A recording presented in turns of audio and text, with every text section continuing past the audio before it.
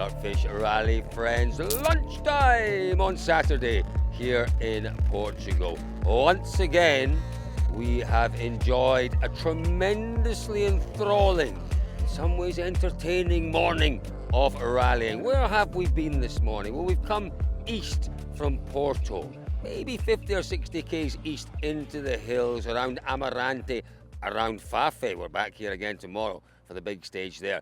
Different geography to the stages we had yesterday. And you know what? A different challenge, a really different challenge. But we have seen some wonderful driving out there this morning. Who leads after this morning's 60 plus, just over 64 kilometres this morning? Who leads? It's Sebastian Ogier. He is the master, isn't he? When conditions are difficult and challenging, when there's a job to be done, the man that you'd put your money on is Ogier. He leads. Who does he lead from? Oyt Tanak. Oyt Tanak actually led the rally for a bit of this morning. A slow puncture in the stage before service cost him a bit of time. He's still within touching distance of Ogier, 13 plus seconds behind Ogier. Got a job to do, Tanak, but he's looking as good and as fast and as sharp as he has done all season. We go a little bit further back then, just under a minute off the lead, and it's Thierry Neuville in third. What does that tell us? Well, it tells us that perseverance pays. It really does.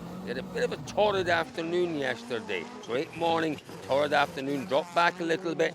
Not the best of road positions this morning, but he stuck at it. And at lunchtime, Thierry Neuville is in third place.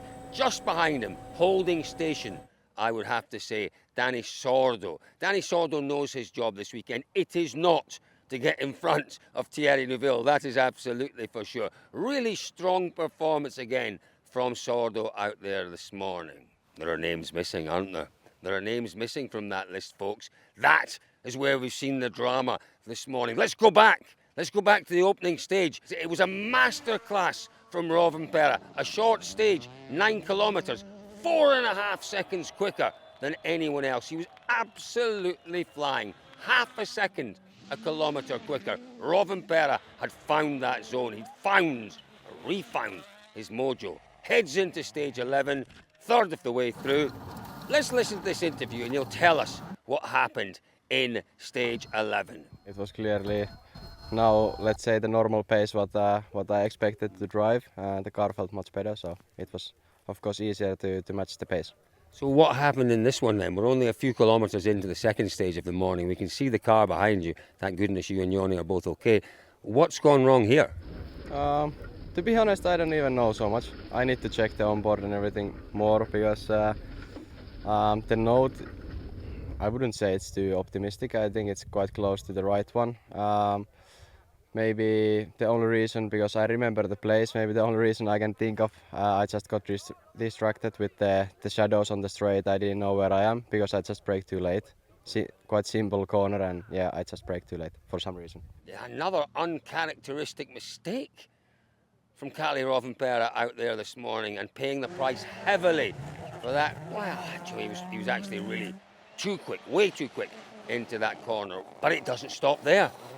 Kalle Rovanperä, you saw where he went into the tree, that car sideways in the trees off the stage. If you'd looked 150 metres further up the stage, Oliver Solberg's car was parked up. Came past the stricken Rovanperä, got a little bit distracted. In fact, got big time distracted, touched the bank, and that car spun. It rolled maybe 3.5 times, damaging the front end of the car, parked up. Solberg and Edmondson both absolutely fine. But from the lead of WRC2, he stopped at the side of the road. Rovanperä, from the lead of the actual race itself, parked up as well. Goodness me, our two leaders within 100, 150 metres or so of each other on that second stage of the morning. Well, rallycross. Anyway, yeah, well, I came into the corner and I was looking at the car and I didn't listen to the pace note after, and just missed the corner slightly, hit the bank, and then and flipped over. So, yeah. What's the other name that's missing? Takamoto Katsuta. He was doing a decent job through the opening couple of stages into Amarante, the long stage. It went all wrong for him in there. Suspension damage. We're not quite sure what happened. We believe that maybe he hit something. The stage conditions are, as I mentioned earlier, quite different, quite rough, certainly in places, that Amarante stage. And Katsuta-san, unfortunately, was heading back to service on the back of a recovery truck. Wow. Oh, geez. Oh, it really was very dramatic indeed. So, a repeat of this morning's stages still to come, folks. And then they head to that wonderful super special at the end of the day, where we always see plenty of atmosphere and some great driving. So it's a long afternoon for our crews. It's a hot afternoon for our crews. As we saw, the stage is cutting up. There are a lot of rocks appearing. It's getting abrasive. It's getting rough. Oh, you know what? I need a little sit down.